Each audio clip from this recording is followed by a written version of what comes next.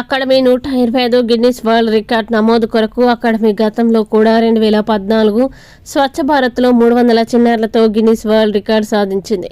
గత 6 సంవత్సరాలుగా అనేక కళా వేదికలో ఎంతో మంది కళాకారులని కీర్తి ఆర్ట్స్ అకాడమీ ద్వారా కళల్ని ప్రోత్సహిస్తుంది. గిన్నిస్ వరల్డ్ రికార్డ్ని ప్రోత్సహిస్తూ జానపద నృత్య నీరాజన డ్యాన్స్ 725 పిల్లలతో శ్రీకారం చుట్టడం జరిగింది. ఇది శ్రీ మార్గదర్శి స్కూల్లో జరిగింది.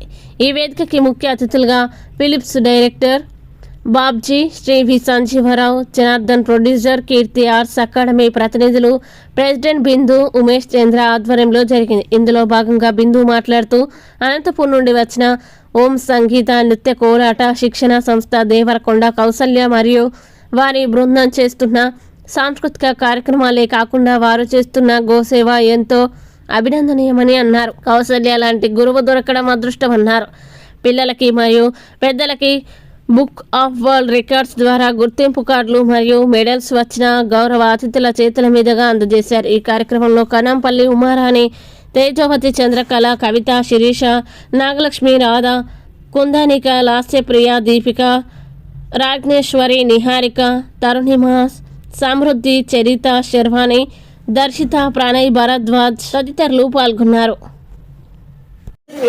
గడ్డి కోసం వచ్చి రాత్రి 9:30 పైన ఎక్కడ రోడ్లలో ఎక్కడ గోవులు ఉంటే వాటికి గ్రాసం పెట్టడం అన్నమాట. ఓన్లీ గడ్డి, వేరే ఏం కాకుండా గడ్డి మాత్రం పెట్టడము.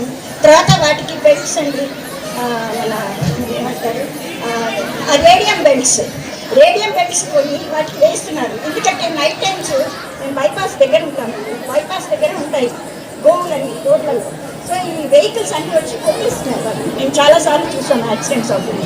సో ఈ బెల్ట్స్ వేస్తే కొంచెం అవి లైటింగ్ వచ్చి కొంచెం వాళ్ళు తప్పుకుంటారన్న ఉద్దేశంతో అవి కూడా చేస్తున్నామండి. సో ఇదంతా మా మేడం ఆమె ఇది కౌసల్య గారు. ఒక్క నిమిషం మేడం, కౌసల్య గారు ఒక్క నిమిషం. ఇంకా రండి, నేను నేర్పిస్తాను మీకు ఎందుకు అని. కోలాటం తర్వాత కూడా నేనే తేజశ్రీ, గజ్జల శ్రేష్ఠ, ఇవాన్షిక, తరుణిక, సమీక్ష, హాసిని. ఇంతమంది ఫ్యాన్స్ ఉన్నారా బాబుకు? ఇక చివరికి ఒక్క మాట చెప్పానండి బిందు గారి గురించి. నిజంగా మాకు ఈ అవకాశం బిందు గారి ద్వారా వచ్చింది అనుకుంటున్నాను. వీళ్ళకు కూడా ఈ అవకాశం బిందు గారి ద్వారా వచ్చింది అనుకుంటున్నాను. నాకు ఇంకో విషయం ఎక్కడ చెప్పలేదు. నేను సినిమా పరిశ్రమలో వచ్చాక ఎప్పటికైనా సరే నంది అవార్డు తీసుకోవాలి అనే ఒక తపనతో నా ఫస్ట్ మూవీ నల్లబొత్తుల సినిమాకు దాదాపు ఒక 40-50 అవార్డులు వచ్చినాయి. నంది అవార్డు వచ్చింది.